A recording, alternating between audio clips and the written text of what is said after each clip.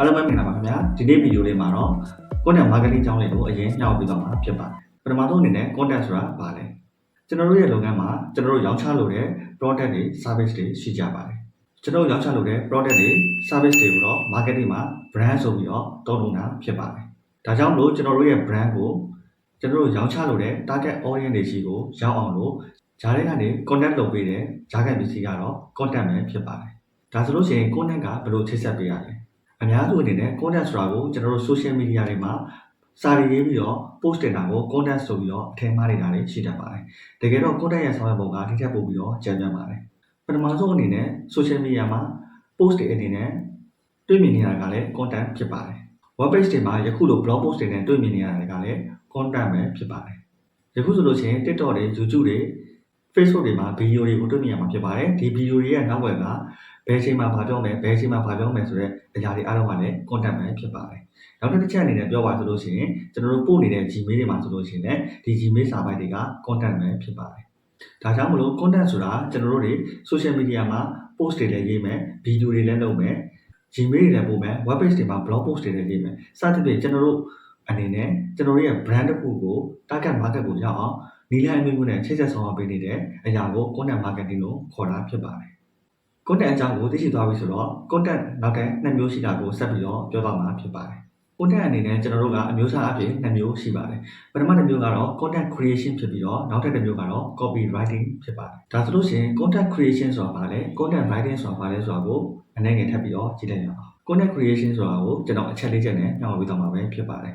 ပထမဆုံးအချက်အနေနဲ့ကျွန်တော်တို့ target ထားတဲ့ customer တွေကိုကျွန်တော်တို့လုပ်ငန်းတွေကျွန်တော်တို့ရဲ့ product တွေ service တွေနဲ့သက်ဆိုင်တဲ့ဘဝတုဒ္ဒတွေပညာပေးတွေစသဖြင့်ကျွန်တော်တို့ကမျှဝေပေးတာဖြစ်ပါတယ်ဒီလိုမျှဝေပေးခြင်းအဖြစ် target customer တွေနဲ့ကျွန်တော်တို့ကရင်းနှီးမှုရရှိစေမှာဖြစ်ပါတယ်ဒုတိယအချက်အနေနဲ့ကတော့ content creation ကဘဝတုဒ္ဒတွေကိုမျှဝေတာဖြစ်တဲ့အတွက်စာကြောင်းအနေငယ်ရှိနိုင်ပါတယ်တတိယအချက်တွေကတော့ how to လို့စသဖြင့်ဘယ်လိုလုပ်ရမလဲဘယ်လိုပြင်ရမလဲဥပမာအနေနဲ့ပြောရမယ်ဆိုလို့ရှိရင် digital marketing ကိုဘယ်ကနေစပြီးတော့လေ့လာရမလဲပုံမှန်ကောင်းတဲ့ပုံဆွဲတဲ့ပုံအတွက်ဘယ် application ကိုအသုံးပြုရမလဲစသဖြင့်ကျွန်တော်တို့က how to တွေနဲ့စတဲ့မေးခွန်းတွေပုံစံမျိုးတွေအသုံးပြုပြီးဒါ content ကိုဆောင်ရွက်ရတာဖြစ်ပါတယ်နံပါတ်4အချက်နဲ့ပြောပါဆိုရင်တော့ educate လုပ်တာဖြစ်ပါတယ်ကျွန်တော်တို့ product တွေကျွန်တော်တို့ရဲ့ service တွေနဲ့ပတ်သက်ပြီးကိုယ့်ရဲ့ target customer တွေမှာဘဝတုဒ္ဒတွေတိုးသွားအောင်အသိပညာတွေပွင့်သွားအောင်မသိသေးတာတွေသိသွားအောင်နောက်ဆုံးဒါကိုဒီ product ကိုဝယ်သုံးရမယ်မသိတဲ့သူတွေကိုသိသွားအောင်ကျွန်တော်တို့က educate လုပ်တာဖြစ်ပါတယ်သူ့ရဲ့အဓိကရည်ရွယ်ချက်ကတော့လူတွေအသိမဲ့ပြုတာကိုခံကျင်တဲ့ target audience အနေနဲ့ကျွန်တော်တို့လုပ်ငန်းတွေကို engage ပို့ပြီးတော့ကောင်းစေချင်တာဖြစ်ပါတယ် okay ဒါကတော့ကျွန်တော်တို့ရဲ့ content creation ရဲ့အချက်လေးချက်ဖြစ်ပါတယ်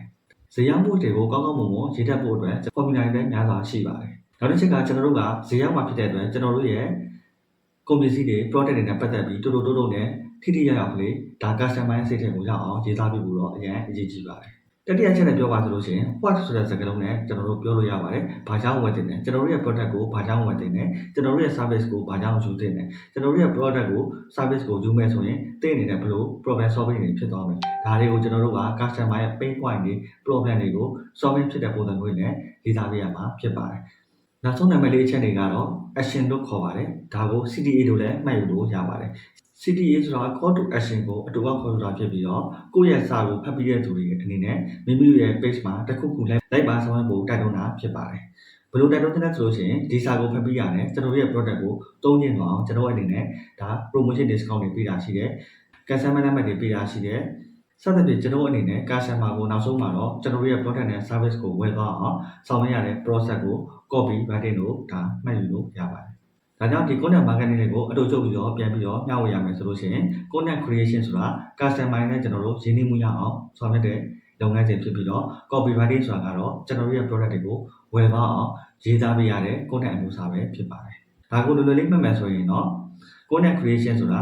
engagement ရအောင်ဆောင်ရွက်တဲ့နည်းလမ်းဖြစ်ပြီးတော့ copy writing ကတော့ဈေးရောက်ရချင်တာဖြစ်ပါတယ်။ဒါကတော့ content အမျိုးအစား2မျိုးဖြစ်ပါတယ်။ဒီညီကောင်မတွေကတော့ဘယ်လို content မျိုးကို page မှာအများဆုံးတင်ပြကြတယ်ဆိုတာ comment မှာရေးပေးခဲ့လို့ရပါတယ်။ okay ဒါကတော့ content marketing အကြောင်းကိုအတူချုပ်ပြီးတော့ညှောက်ပေးသွားတာပဲဖြစ်ပါတယ်။ Zoom မှာတော့ကျွန်တော်အသေးစိတ်လေးညှောက်ပေးသွားမှာဖြစ်ပါတယ်။ဒီထိအားလုံးသဘောပေါက်နားလည်မယ်လို့ယုံကြည်ပါတယ်။ကျွန်တော်တို့ Zoom မှာပြန်တွေ့ကြတာပေါ့။အားလုံးကျေးဇူးတင်ပါတယ်။